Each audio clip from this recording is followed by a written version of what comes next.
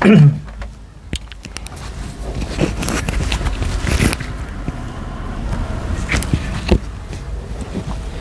งเวงแก้วเพิ่นสิมาเล่าบรรยากาศว่าเพิ่นไปร่วมงานโครงการซ่องฟ้าหาด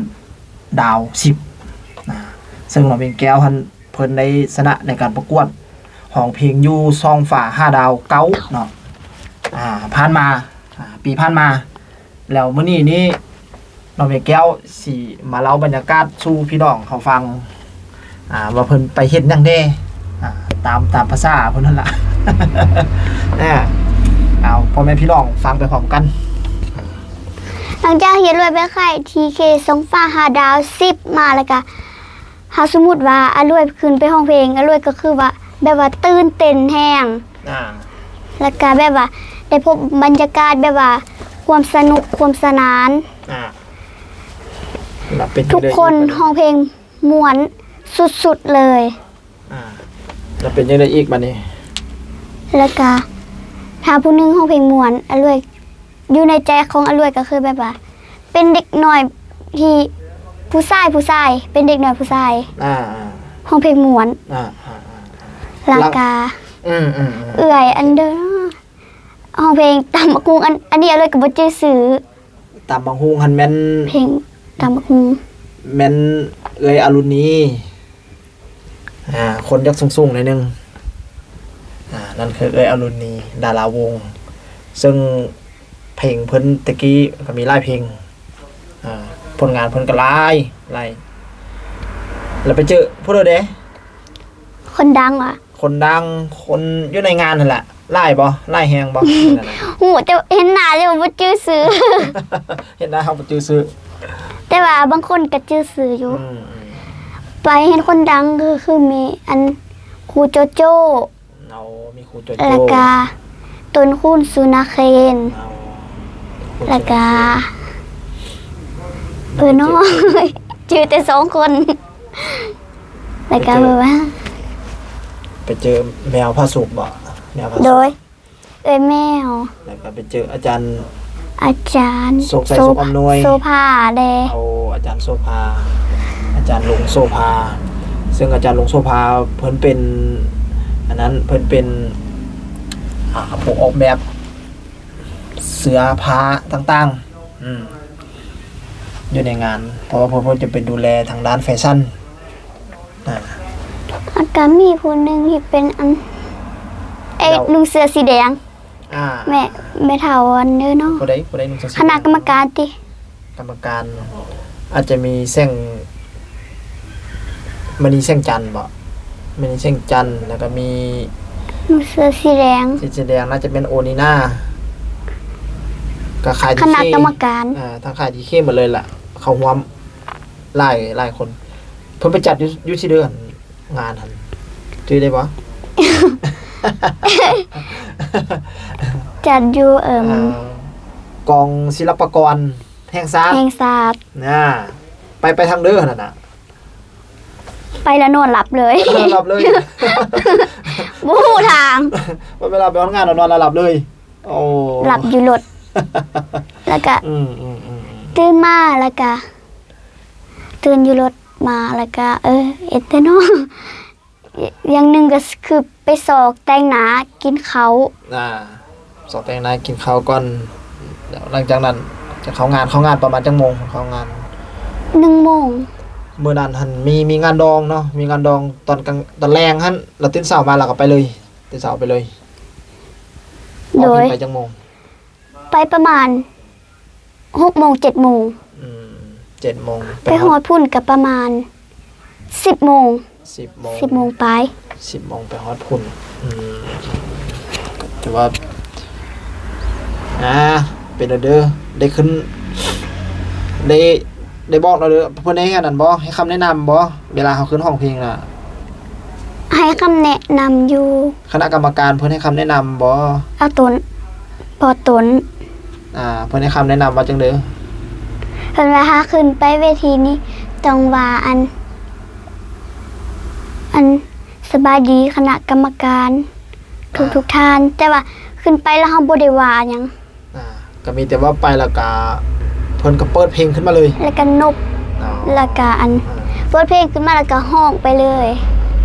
อยู่ในสุดที่เพิ่นแต่งกายเฮ้อเนาะจะเป็นสุดนงซีนฟ้ายแล้วก็เสื้อผู้ไทยแม่นๆผู้นั้นเป็นคนออกแบบเฮ้อเสื้อ สีม่วงวะ แม่นสุดสีม่วงลูกๆไปนุ่งจักสุดมื้อนั้นน่ะได้นุ่งจักสุด เอาไป2สุด สองสุด แล้วก็ฮอดเวลาจะขึ้นห้องเพลงแล้วก็ได้ไปเปลี่ยนเสื้อ อ๋อ อันนี้คือพอบอกไปเปลี่ยนเสื้อ อ่า ไปเปลี่ยนเสื้อเป็นอันชุดมง มีสุดมงอีก ชุดมงแบบแขนสั้น อ๋อคือบ่เห็นรูปเพิ่นส่งมาให้อยู่ตอนนั้นนะเห็นแต่ชุดผู้ไทยหั่น ส่งมา หูบยังบ่ได้ทายติหรือว่าทายไป2-3หูป ลองเซตถามเอาต้นเบิ่งเด้อ โดย จะได้รูปตัวนั้นมาประกอบ อีแม่ทายเหอะแล้ว โอ้ทายละ ประมาณ4หู อ่าเพิ่นให้ห้องจักเพลงมื้อนั้นน่ะ 2 สองเพลงเนาะสองเพลงมีเพลงเดียวเด้อันนั้นห้อง หักบ่ได้เว้บ่ถึง หาบ่ได้ไว้ รา บ่ ยการ ถึง เซาทอมได้บ่ สาวทอมในบ่เป็นเพลงที่สะท้อนถึงใบหนุ่มลาวตอนนี้ล่ะผู้ใดสาวได้ก็สาวได้เด้อ คันสาวบ่ได้แล้วก็ต้มต่อบ่แม่นเนาะคันสาวบ่ได้แล้วก็เพิ่นก็สิมีการอันนั้นได้บัดนี้เพิ่นรณรงค์กันปรับไม้ใส่โทษเด้อพี่น้องเด้อบ่แม่นทึกๆได้ตอนนี้เรื่องท่อมเรื่องหยังบ่แม่นธรรมดาเราฝ่ายใดชนะเลิศในโครงการซ่องฝา5ดาว10เนาะ ผู้ที่หนึ่งแมนอาร์มห้องเพลงตามบักฮุง โอ้ผู้ที่หนึงแม่นฮ้องเพลงตามบังฮุงเป็นผู้หญิงหรือผู้ชาย ผู้หญิง ผู้หญิงเนาะ ผู้ที่สองน่าจะแม่น เพิ่นบ่ฮู้ซื้อเพิ่นบ่ บ่ ลืม เมาคานอนหลับบ่ฮู้ซื้อ ผู้ที่สองแล้วแม่นผู้ชายเป็นผู้ชาย ผู้ที่สามละอันผู้หญิง อ่า แบบว่าอันผู้หญิงผู้ชายเรียนไปเลยนะ ได้รางวัลเพิ่นมีเด้อได้รางวัลเพิ่นได้คือกับต่างจากอันตอนไปบ่ตอนลูกไปตอนนั้น ต่าง บ่ จากอันตอนไป ต่างกัน รางวัลอันซองฟ้า5ดาว10จะเป็นแก้วมันคือแก้ว อ๋ออ่า และอันที่เหลือละเป็นอันรางวัลแบบอันที่เฮาเคยได้ เป็นแบบนั้นเนาะ โหลรางวัลเพิ่นได้แตกต่างจากซ่องฝา5ดาวเก้าผ่านมาซ่องฝา5ดาวเก้าผู้ใดชนะเลิศเราจะได้เป็นพรีเซนเตอร์น้ำดื่มของขายทีเคเนาะที่ผ่านมา แต่ว่าปีนี้เพิ่นบ่ได้เฮ็ดเอานั้นบ่ บ่ ก็คือ ออกแบรนด์แบบว่ามีติ ออกแบรนด์เป็นมีให้กับผู้ที่ชนะบ่ได้จังได๋ ที่เฮาเคยอันเฮ็ดมาก็คือแบบออกแบรนด์เป็นมีหั่นน่ะ อ๋อ แบรนด์ของรวย แล้วก็มีทางขายเพลงเพิ่นได้มอบให้น้องอรวยเป็นพรีเซนเตอร์น้ำดื่มเนาะแต่ว่าสัญญาจักปีกับบ่ฮู้นำเพิ่นอันนี้ อะโตพอตนบอกว่าถามมารวยว่าอันอรวยจะขายน้ำดื่มหมดภายในอันจักเดือนแล้วก็ตอบไปว่า ประมาณ3เดือน 3 เดือน แล้วก็หมดไปก่อน2เดือนไป ได้เก็บกำคืนบ่ตอนนี้ได้ขายจักแพ็คแล้วได้ขายจัก100แพ็คแล้วตอนนี้2-3แพ็ค 2-3แพ็ค แกมาเป็นคันรถขายมา 2-3แพ็คแล้วก็ขายมีไปนำมีเหลืองเมืองเฟือง มี แล้วก็ เฟือง ข้าวเปียกแซบเมืองเฟือง แล้วก็ไผที่ซื้อก็จะแถมน้ำให้ถ้าเฮาขายน้ำบ่ได้หั่นนะพอตนบอกมาแบบนี้ สู้ต่อไป โดย เพิ่นเอิ้นเพิ่นหาเฮาก็ไป โดย บ่ต้องขัดต้องคาอันเดียวดอกเฮาก็ไปต่างไปฝึกซ้อมพร้อมก็คือจังซี่แล้วนี่ บางมื้อเฮาก็มีเวลามาซ้อม บางมื้อเฮาบ่มีเวลาเด้เฮาก็ได้พักนี่ก็คือความสามารถของน้องเองได้พี่น้องก็คือว่าความสามารถของน้องเวียงแก้วหรือน้องอรวยนั่นล่ะเพราะว่าซื้อแท้เพิ่นซื้ออรวยเพราะว่าตอนส่งไปประกวดหันแม่นซื้ออรวยพรหมภักดีเอาตามซื้อแท้ของน้องเลยเนาะแล้วบัดนี้นี่ หลังจากพอพูแล้วก็แม่พึ่งเพิ่นเอ็นดูเนาะแล้วก็ให้ซื้อนี่มาก็คือซื้อน้องเวียงแก้วจำปาลาวเนาะอยู่ในนามศิลปิน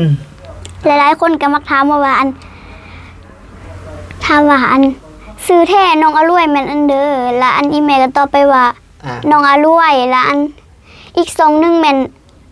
เวียงแก้วอีก2นึงแล้วแม่นอรวยเขาเจ้าเลยบ่เข้าใจ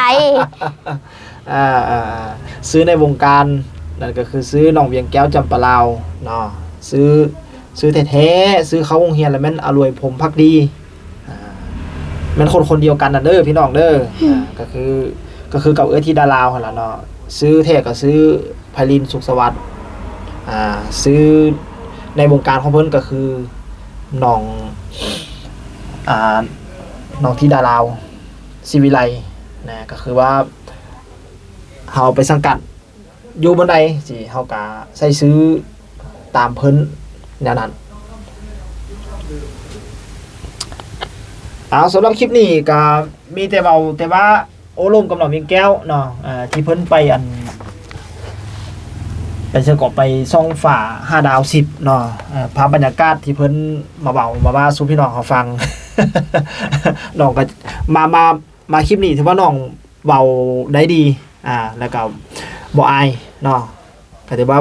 คลิปหน้าพอซ่อนสิมาเว้าเรื่องราวเกี่ยวกับน้องเวียงแก้วสู่พี่น้องเขาฟังหรือว่าสิพาไปเบิ่งบรรยากาศแล้วเด้อก็อย่าลืมติดตามเนาะทางช่องของพวกเฮาไว้ฝากช่องหน่อยๆช่องนี้เด้อพี่น้องเด้อสำหรับคลิปนี้น้องเวียงแก้วขอบอกขอบใจ FC ทุกๆคนทุกท่านที่มีความเมตตาและก็คอยสนับสนุนน้องเวียงแก้วผู้นี้เนาะให้เป็นศิลปินรุ่นสืบทอดต่อๆไปโดยเฉพาะกับพลเฮาใช้งานมาจากบ้านหลังใหญ่ก็คือบ้านศรีวิไลเนาะก็คือแตกนอออกเจ้าเข้ามาถ้าบ่มีบ้านศรีวิไลเป็นแบ็กอัพให้พวกเฮาก็คือสิบ่มีคลิปนี้เกิดขึ้นแล้วก็คือสิบ่มีซ่องนี้เกิดขึ้นแล้วก็บ่มีพ่อแม่พี่น้องทางฝั่งไทยหรือว่าอยู่ต่างประเทศเนาะตอนนี้นี่ที่เพิ่นมาติดตามทางช่องของพอสอนอยู่ตอนนี้ก็ถือว่าเพิ่นก็ติดตามมาจากพ่อครูศิวิไลล่ะเพราะว่าเพิ่นเป็นพ่อครูและเป็นผู้ปลุกปั้นและก็เป็นผู้ก่อร่างสร้างก่อทางน้องๆนุ่งๆทางฝั่งนี้